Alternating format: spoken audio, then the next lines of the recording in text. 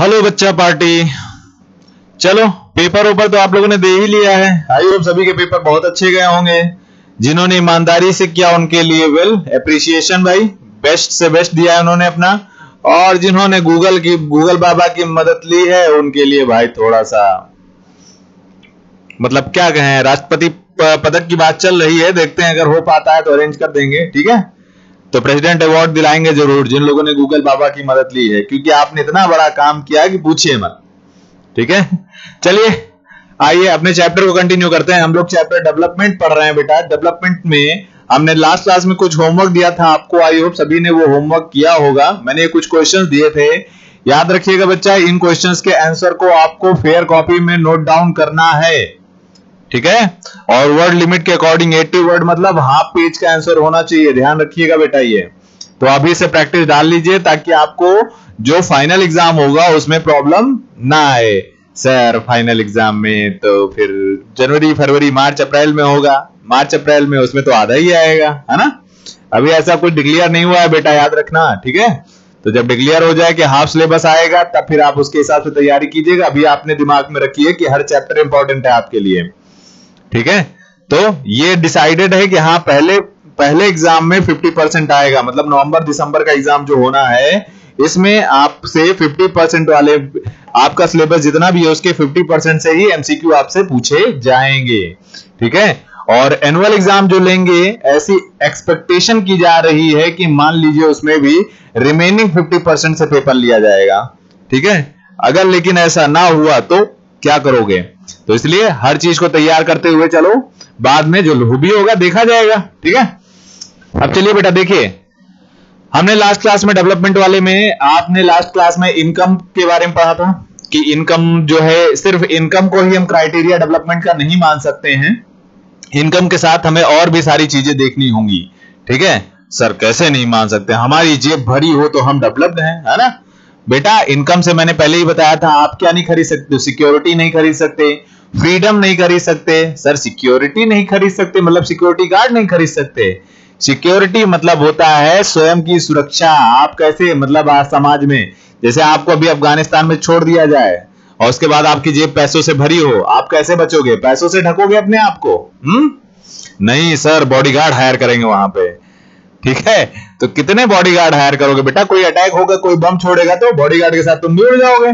तो याद रखिएगा इनकम से कुछ चीजें आपको नहीं मिल सकती। जैसे हेल्थ, मान लीजिए हेल्थ है आपकी हेल्थ, क्या आप अपनी इनकम से हेल्थ खरीद सकते हो, मतलब बढ़िया एकदम वेल मेंटेन अपने आप को रख सकते हो? बिल्कुल सर, पैसा खर्च करेंगे शरीर बनाएंगे, है ना। और अगर बीमार हो गए तो सर दवा देंगे, जाएंगे पैसा फेंकेंगे, डॉक्टर सही कर देगा। अच्छा कैंसर हो गया दिन, अब बताइए लास्ट स्टेज का कैंसर है, आपके पास बहुत सारा पैसा है, अब अपने आप को कैसे सही करोगे? कोई इलाज नहीं है, पता है कि नहीं बेटा। तो ये ध्यान रखिएगा, हेल्थ हो गया, सिक्योरिटी हो गया, फ्रीडम, ये सारी चीजें आप खरीद नहीं सकते हो पैसों से, ठीक है। चलिए आगे कंटिन्यू करते हैं कि इनकम के अलावा और कौन कौन सी चीजें आपको देखनी होती है डेवलपमेंट में। तो अगर किसी कंट्री का लिटरेसी रेट अच्छा है तो वो डेवलप्ड कंट्री है, सिंपल सी बात है। अगर किसी कंट्री का लिटरेसी रेट खराब है तो वो डेवलप्ड कंट्री नहीं है। लिटरेसी रेट मतलब साक्षरता दर, क्या कहते हैं बेटा? साक्षरता दर। साक्षरता दर समझते हो ना? समझते हो कि नहीं समझते हो भाई, कोई बताएगा मुझे? साक्षरता दर मतलब होता है, लिटरेसी रेट मतलब होता है कि आप पढ़ना लिखना जानते हो तो आप लिटरेट हो, अगर आप पढ़ना लिखना नहीं जानते हो तो आप इलिटरेट हो। अपने यहां इंडिया के अकॉर्डिंग लिटरेसी की डेफिनेशन क्या है? एक लिटरेट पर्सन की डेफिनेशन क्या है? The person who can read and write their name, the person who are able to write their name and read in any regional language. मतलब क्या है बेटा? जो अपना नाम लिखना जानता हो और किसी एक भाषा में कुछ भी मतलब पढ़ना जानता हो वो। जैसे अपने यहाँ तो 22 आपकी कॉन्स्टिट्यूशनल लैंग्वेज बनाई गई हैं, पता है कि नहीं आपको? 22 लैंग्वेजेस हैं, शेड्यूल्ड लैंग्वेज जिन्हें कहा जाता है, ठीक है, टोटल। तो उसमें से किसी भी एक भाषा में अगर किसी व्यक्ति को पढ़ना लिखना आता है, सिर्फ अपना नाम ही, तो वो लिटरेट है। कितनी बढ़िया बात है ना, ठीक है। तो याद रखिएगा, तो इसमें लिटरेसी रेट हम कितने साल से लेते हैं? 7 साल या उससे बड़े जितने लोग होते हैं उन सबको कैलकुलेट करते हैं। अब तो भाई 2.5-3 साल से ही किंडरगार्टन में जाने लगते हैं बच्चे, है ना। वहां पे नाम लिखना शुरू कर देते हैं। हाँ सर गए तो हम भी थे। क्यों? हमारे जमाने में देखिए कुछ नहीं होता था, किंडरगार्टन सीधा कक्षा 1 में नाम लिखा जाता था। तख्ती लेकर जाते थे, अपने पापा से पूछना, पापा आप तख्ती पे पढ़ते थे क्या? खड़िया से लिखा जाता था। आप लोगों को तो बढ़िया पेन मिलता है, पेंसिल मिलती है ना, फिर भी सर पढ़ते तो नहीं है ना। तो इंडिया के पास इस समय इंडिया की टोटल ओवरऑल लिटरेसी रेट कितना है? 64% है, याद रखना, जिसमें केरला सबसे हाईएस्ट लिटरेसी रेट रखता है और अपना पड़ोसी भाई बिहार वो सबसे लोएस्ट रखता है। जानते हो ना बिहार अब यूपी के जस्ट बगल में है, पता है कि नहीं? ना पता हो तो जाओ बाहर मिला वहां पे, बंदूक गोला वोला दगा करता है, छोटी मोटी बात है, मर्डर वर्डर, ठीक है। अब देखो अगला है IMR, इन्फेंट मोर्टेलिटी रेट, इसे शॉर्ट फॉर्म में IMR भी कहते हैं। क्या कहते हैं बेटा? IMR, ध्यान रखना, इन्फेंट मोर्टेलिटी रेट। इसमें क्या है बेटा? इसमें बच्चे, इन्फेंट मतलब क्या होता है? जो शिशु होता है, छोटा बच्चा जिसका जन्म अभी अभी हुआ है, मान लो, ठीक है, मतलब अभी साल भर का भी नहीं हुआ है, उसे ही इन्फेंट कहा जाता है। मोर्टेलिटी मतलब क्या होता है? मृत्यु। क्या बेटा? मौत, मृत्यु जो होती है, मृत्यु होती है बेटा, सभी को पता है ना, मृत्यु। तो ये शिशु मृत्यु दर को इन्फेंट मोर्टेलिटी रेट कहा जाता है। मतलब अगर 1000 बच्चों का जन्म हुआ है तो उसमें से कितनों की मृत्यु हो गई है, इसे ही कहा जाता है इन्फेंट मोर्टेलिटी रेट। सपोज करिए देखिए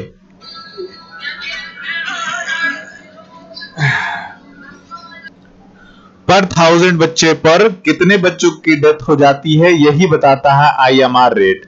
तो IMR जितना कम होगा देश उतना ज्यादा डेवलप होगा, याद रखिएगा। IMR इन्फेंट मोर्टेलिटी रेट जितना कम होगा देश उतना ज्यादा डेवलप होगा। तो इसमें अपने यहां इंडिया में देखा जाए तो केरला में सबसे लो IMR रेट है, लो इन्फेंट मोर्टेलिटी रेट है।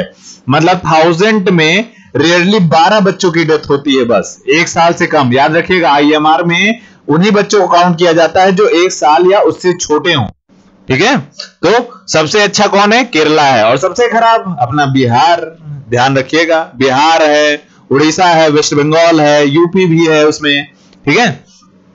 अब देखिए नेक्स्ट, देखिए क्या है? Net attendance ratio. सिंपल सी बात है, इसका अटेंडेंस क्लास से याद आती होगी, अटेंडेंस होती है ना क्लास में, तो वैसा ही कुछ यहां पे नेट अटेंडेंस रेशियो के बारे में है कि ओवरऑल कितने बच्चे क्लास को, स्कूल अटेंड कर रहे हैं, ठीक है। 14 से 15 साल के एज ग्रुप के या इससे बड़े कितने बच्चे स्कूल जा रहे हैं, यही बताता है नेट अटेंडेंस रेशियो। जिस स्कूल में जितना ज्यादा बच्चे जाएंगे, सपोज करिए जिस देश में, वो देश उतना ज्यादा डेवलप करेगा, क्योंकि जितना ज्यादा बच्चे पढ़ेंगे उतना ज्यादा उनका विकास होगा। सिंपल सी बात है, समझ में आई कि नहीं बात आपको? तो नेट अटेंडेंस रेशियो क्या कहता है कि स्कूल में बच्चों की प्रेजेंस कितनी ज्यादा है। सिंपल सी बात है, अटेंडेंस इससे ली जाती है कि बच्चे कितने प्रेजेंट है क्लास में, ठीक है। तो देखिए आप बताओ खुद ही, क्लास में अगर बच्चों की प्रेजेंस ज्यादा होगी तो बच्चे ज्यादा पढ़ेंगे, और बच्चे ज्यादा पढ़ेंगे तो उनका माइंड ज्यादा से ज्यादा डेवलप होगा। सर पढ़ तो हम भी रहे हैं, हमारा नहीं डेवलप हो रहा, क्यों? अरे तो दीवार पे पटको एक बार सर, कस के पटकना, ठीक है। सोचना मत, हिचकना मत, दीवार बहुत मजबूत है, टेंशन मत लो। किसी के घर की अगर दीवार कमजोर हो तो मुझे बताएगा, मैं उसे एक स्पेशल प्लेस दूंगा, ठीक है। तो सर लेकिन आपको लड़ाना है, ठीक है, ये ध्यान रखिएगा। तो आई होप आप सभी बच्चों को ये तीनों हेडिंग समझ में आ गई होंगी। अब आप लोग खुद बताइए कमेंट सेक्शन में, इन तीनों में से कौन सी चीजें अगर बढ़ेंगी तो देश का विकास होगा, मतलब डेवलपमेंट होगा, और कौन सी चीज अगर घटेगी तो देश का विकास होगा, ठीक है। मतलब कौन सी चीजों के बढ़ने से देश डेवलप करेगा और कौन सी चीज के घटने से देश डेवलप करेगा। दोनों केसेस में डेवलपमेंट ही होना चाहिए देश का, ध्यान रखिएगा, ठीक है। तो इस क्वेश्चन का आंसर मुझे कमेंट बॉक्स में दीजिए आप लोग। चलिए आगे चलते हैं, नेक्स्ट हेडिंग पब्लिक फैसिलिटीज। ये भी काफी इंपॉर्टेंट है हमारे लिए।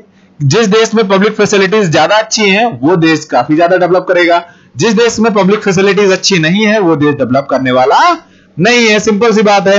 तो पब्लिक फैसिलिटीज में कौन कौन सी आती हैं? एजुकेशन हो गया, हेल्थ हो गया, और पीडीएस हो गया, ट्रांसपोर्टेशन हो गया, ये सब क्या है? पब्लिक फैसिलिटीज है ना। इनका यूज कौन करता है? आम पब्लिक ही तो करती है, ठीक है। अगर एजुकेशन बहुत अच्छी है तो बहुत अच्छी बात है, फिर देश वो ज्यादा डेवलप करेगा। और पीडीएस सिस्टम क्या होता है बेटा? जिसे आप कोटेदार कहते हो, कॉमन लैंग्वेज में क्या कहते हो? कोटेदार। तो वो राशन शॉप है ना एक, जिसमें गरीबों के लिए जो है अनाज सस्ते से सस्ता प्रोवाइड कराया जाता है।